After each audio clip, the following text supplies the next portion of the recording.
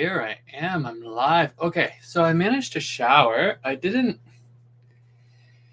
manage to do much other than shower. But I'm just gonna move my microphone closer, and I'm sorry about all the noise. But here I am. So this morning I posted on my Angus by Design Facebook page an article about some workplace violence that I'm experiencing and some workplace bullying. And so essentially what has come about is that I've been pursuing, so I've had a disability probably my whole life. In 2007, I was hired by my employer to be a bus operator, and I was 517 pounds. I had a series of illnesses, like physical illnesses, things like severe sleep apnea that affected my ability to not be 517 pounds. I had I was borderline diabetic and all kinds of, anyway, there were like, all of that's justified. I have my complete medical history, which is super, super clear. And my lived history. I mean, who can be 517 pounds? It just takes Google to let you know what the actual physical duodenal switch operation is that I would have had in 2008, and to understand the dynamics of what that process would look like. What's missing is all of the stuff around what the actual experience of that is, and enduring that, and the emotional toll that it takes on you. And the problem for me is that in 2008, when I had the surgery, I had a partner, I had family, I had a circle of friends that were all, they all loved me, just in the same way that everybody communicates now, that they love me and they're here to support me. And this isn't a rant about that, that I don't have love and support, because I do. I do have love and support. Truth is, every time I've been kicked, I get back up and I establish new connections. So none of what I post is about me going like, oh, woe is me, and because I could, but I choose not to. And the difficulty for me, and what I've established as an issue, is that there's not a way for people receiving that information. When I talk about human rights violations and bullying in the workplace and stigmas attached to mental health, and even when I talk about racism and sexism and homophobia, all of that gets rejected because either people don't want to do the right thing or they don't know how to do the right thing. And so I've been in this pattern of just knocking on doors, giving the benefit of the doubt, knocking on doors, asking the questions, re-asking the questions, knocking on more doors, trying to build friendships and lasting connections, etc. And so for me, when I say that this has been really a 12-year journey, because honestly, even in that first year of employment, I identified a number of things that, when you're a marginalized person, you can certainly pick out whether you're safe in an environment or not. And so now I'm in a position where, just because I'm the only one that understands the need for continuity on this and all of that, I basically have had to go rogue, because I've exhausted all avenues. And so at work, they imply that I'm not doing the work or that I don't want to be there or any of those things. And honestly, like all the way up to my union's lawyer, none of the union will contact me because the president says that he can't because of um, a duty of fair representation complaint that I filed. None of my employers and nobody leading up to the decline of my mental health, which would lead ultimately to a trauma diagnosis, none of them would say, okay, what is your concern, Angus? What's going on? What are you experiencing? It was all, nope, you're wrong, you're wrong, you're wrong. This isn't happening. That's not happening. I'm here to help you. We're going to figure this out. And then I would continue to be subjected to processes. So again, I have all the confidence of what I've been through. I just don't have anybody that vouches for that because people who have mental health, we lose people. And we lose people who are very close to us. Often that can be family, that can be loved ones. And again, all of that's documented. So these live videos are part of me using a resource that I have accessible to me.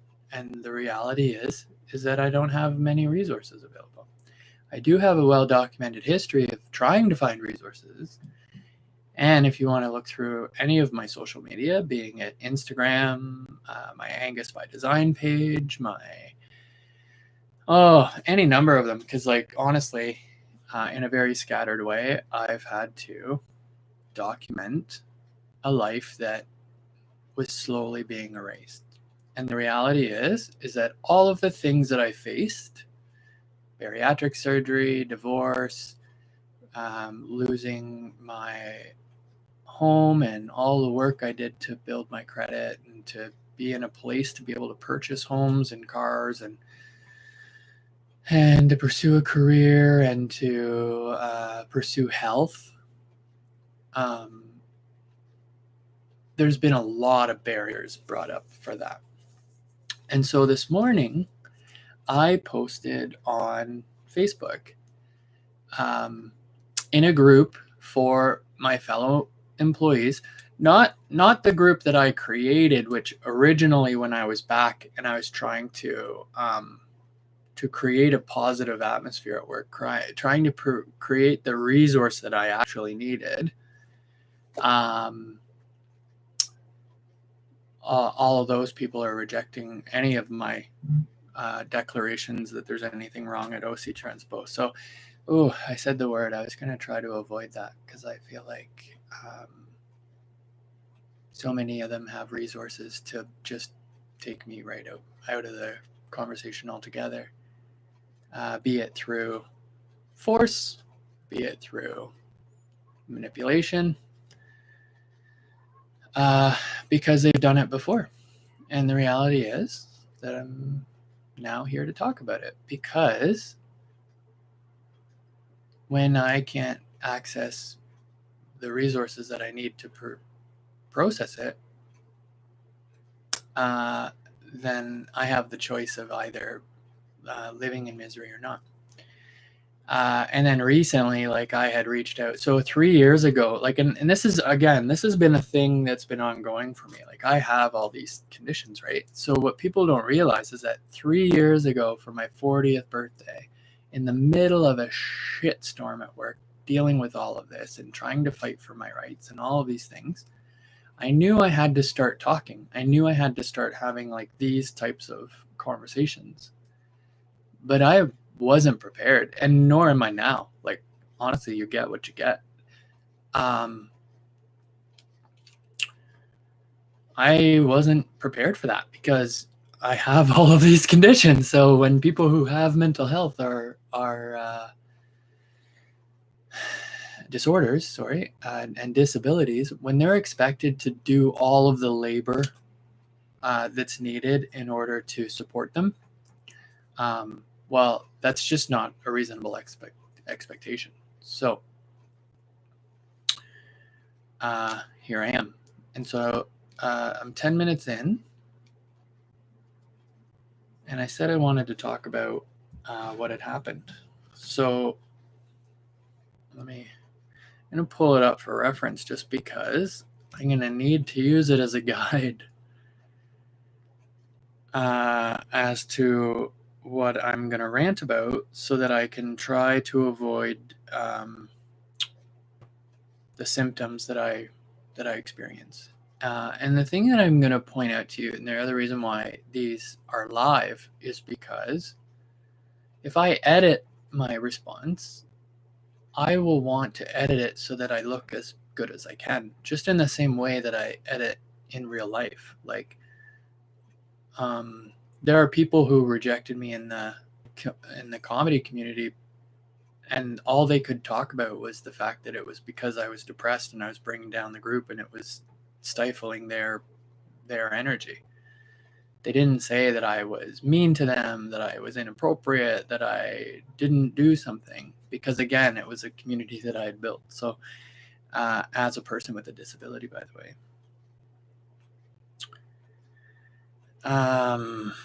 So what am I? Yeah, I was going to look at.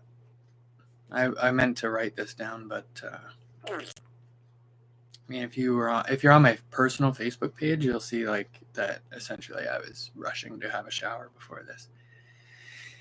So anyway, there's a group of employees that have like a page. Now it's notoriously a shitty page because essentially there's no emotional or mental health support at my employer, and the union thrives on that. The union really benefits from a broken communication chain. I can tell you this for so many reasons, and I have it all documented. Again, I have it all, text messages, everything, where I was encouraged to become part of a thing, and then I have all the documentation where they changed their mind. And so anyway, I posted about, because the other thing too is that what I've noticed, and I know it seems odd that I'm talking about it, but again, all I've really ever wanted is for them to basically review all of their policies that they claim that they've had since the big tragedy, like way before I even was an employee. I've just asked them to review those because I know them to be broken, because again, it's 12 years in and it's not even established that I'm a person with a disability at work. In fact, on one hand, they say, yes, we absolutely understand that, and we want to help you, and we want to do all of the right things legally and all this other stuff. But the reality is that with the exact same mouth, they say, and their legal position is officially like, you don't have a disability, you've never had a disability, and any claim about homophobia, which I still face, is not timed. Like it's out of time. And I'm like, well, I don't even understand that position because I'm still alive. Like I didn't get reborn. I changed as a person. I lost weight, but I'm still the same person. I'm still the disabled person that I was before. Just because your bureaucracy and your I try not to use words that trigger people to think that I'm crazy, but like your processes, which I'm trying to challenge, are falling short. And then ironically, like anytime you say, hey, this is what's up, well, then they start to use their processes and their legal departments and their education and their power to make me go away, as opposed to either facing it and looking at like what we're actually doing versus finding a way to actually like accommodate marginalized workers. So I had posted this. It was even about a different union. I thought, well, maybe I'll trigger them less if I just sort of talk about racism in unions in general. But But then I got this message from this guy who always messages on my stuff. Always. And not because I've ever had an altercation with him, not because like I've ever said anything or done anything, not even because my posts are about anything other than people's rights and like looking out for people who have less privilege and less status than us. Because that's also a trigger for people. When they see me doing that, they think, oh my gosh, you're a social justice warrior. Well, no, I'm not. I'm a fucking guy who is being discriminated against, and you're benefiting from those systems. And so anyway, he said a shitty thing. So now that I'm not keeping secrets, and now that all of my privacy is exposed at work, including my physical body, in order to get any of the relief from the torture that I was having, I had to go as far as to have my body photographed by an artist in theoretical hopes that I could start using the tools that I already have to create a love language with my body. So how is it that I have to expose literally myself internally and externally? Because that's what it's been. I've had to actually, with my violence in the workplace complaint, I only learned that what I've been experiencing for 12 years has been violence in the workplace based on psychological harm. But even when you prove that and you show an assessment with it, all of the people involved don't have to reply to it because there's so much power in the union. And so the union, especially since 2017, since I've been back, they started to create a dialogue and benefit from the stigma that I've been verbally out about having mental health and having lost the weight and having done all of these things to succeed. And what that does, though, is it creates a scenario where I have to choose to be well and validated and equal, or to continue to endure incredible torture, mental health torture, erasure. They don't even understand that I have a disability. How are they going to change any of the systems to, or not even change the systems? How are they going to use what they're claiming is in place? And that's the thing. On Angus by Design on my page, like I posted a clip of something that I had researched, which was the report dating back to a tragedy that had happened years ago where somebody was bullied in the workplace and ended up taking other people's lives. So, we all stand around going like, hey, why are these violent acts happening? And I'm living proof of what it takes for somebody who's vulnerable to get somebody to step up. And again, the reason why I'm doing it isn't because I'm crazy. It's because I'm confident. I'm confident that there's a problem. I'm confident that I have been the victim of ongoing bullying in the workplace.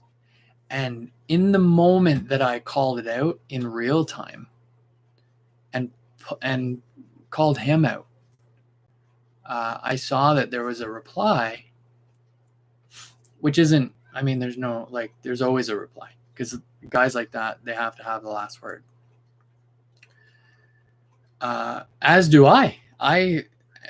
Just so you know, I post things for me first, for my mental health, for my clarity. For my reference, this is a tool that I'm going to be using in order to understand that what pressures that get applied to me aren't they're not mine to deal with. Like, and that's where my strength is building, and you'll see eventually, like as these videos happen, that I'm getting stronger and stronger and stronger. And that's because I'm using tools to identify the problems.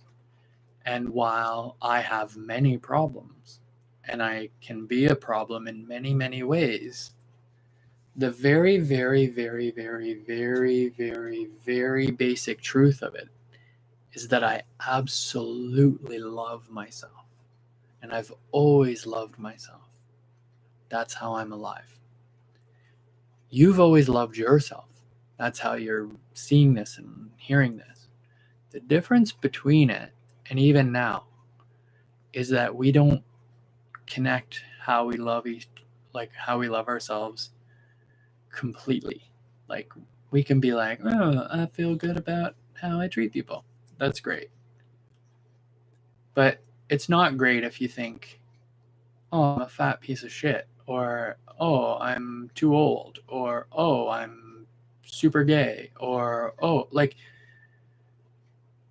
it's not conducive, right? So the idea is that if you're going to love yourself, for me anyway, my theory is you learn about who you are internally, externally, spiritually, globally. And so that's been my path. And in so many ways, I've benefited. And there are so many conversations that I engage in and partake in, and so many activities. And there are so many people that I absolutely love. You know, so now I'm going to go public. Somebody I respect a lot, that had a lot of influence on me was, I have a niche on the back of my, here we are. I had to address it because it would have distracted me. Is a person named Nelson Sullivan. And we're going into 50 years of Stonewall. And Nelson Sullivan was an artist in New York City at a time when,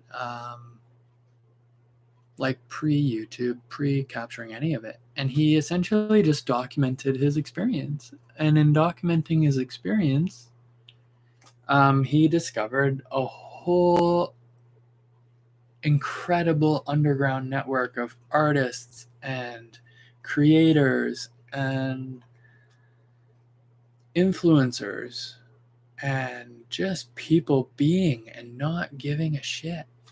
And so he started to document it with a camera. And he created something that he called Nelson Sullivan's World of Wonders. And that influence is still around, but that influence, to me, is where I'm going to see my next level of success. Because again, like when things were great in the comedy community and I was able to be creating opportunities for people and responding to them in a way that made them feel great and supported and loved and all of these things, as opposed to me being sad or needing that in response. I have some wonderful connections. I still do. The problem is that I don't know what those are, because very, very critical people in my whole life, and I'm talking my whole life here. This is part of being out as a mental health person, like as a person affected by mental health disorders. I have people in my whole life that grow tired of that eventually and then reject me for it. And people who have mental health often face rejection, not because we're a big bunch of assholes, but because people in general, even very well abled people, don't have the ability to take on negativity from other people. And so for me, because there's not been a resolve to my trauma, I still experience it on a regular basis. And that becomes confusing for people, because how can I be outgoing and happy and well and yada yada yada and performy, and have major depression, post-traumatic stress disorder, trauma, and all that stuff. I feel like that'll cover it for now. That's a lot of info. Oh, I didn't tell the juicy gossip. I kept telling. So look behind me here. So this, let me get my little pointer here. This here is a sign that I marched in the 2015. I want to say it's 2015. I might be wrong. It might be 2014. I marched in the Capitol Pride Parade in front of my employer and behind a different queer union. And the hilarious thing is that I was approached by not a single person. Like, not one person approached me to say, hey, what? You're experiencing homophobia at this Pride Parade? If only this sign listed the people I'm experiencing it with. Oh, wait. City of Ottawa, OC Transpo. And, who's the other one? ATU 279. Nobody wants to ask the questions. And those three listed don't want to answer it. And again, I have it well documented where I've continually asked the questions. So the beautiful thing is now that, again, I don't have to hide anything, because that's the next step I know for them, is that because they're already doing it, they're already coming for my reputation. And so that's why I can't have any secrets, because if we're going to have these conversations, they have to be about the subject. They can't be about me. And if we want to talk about all the things I've done wrong in life, like, sweet Jesus, there's not enough time in the world for that. If you want me to be apologetic for it, or sorry for it, or feel bad about it, or continue to be sad about it, I can't, because I'm a survivor. I survive. You can ask anybody. You can ask the people that absolutely love me how frustrating that can be for them. There's not a lot of those people, by the way. And that's okay. That's okay, because the ones I have are the real deal. And trust me, we're all still surrounded by people that don't have our best interest. And I can tell you that as like a generally crazy person, but I can tell you that as a fat person. I can tell you that as a queer person. I can tell you that as an abused person. I can tell you that as a sexual survivor. I can tell you that as a domestic abuse survivor. I can tell you that as a workplace violence survivor. I can tell you in any number of ways, and I will. And now I'm telling you publicly. So here we are. That's my check-in for today. So the reason, again, why I wanted to check in today was because if you go on my Angus by Design page, which I guess I can try to link to,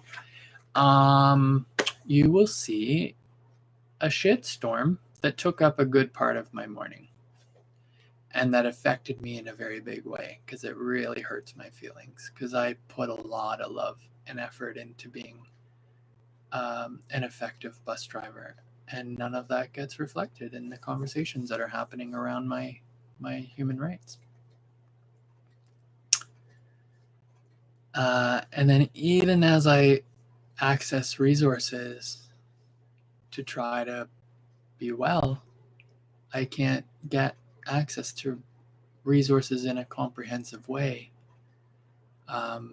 right now, because of politics, and because of well, let's just say because of politics. Let's just say it.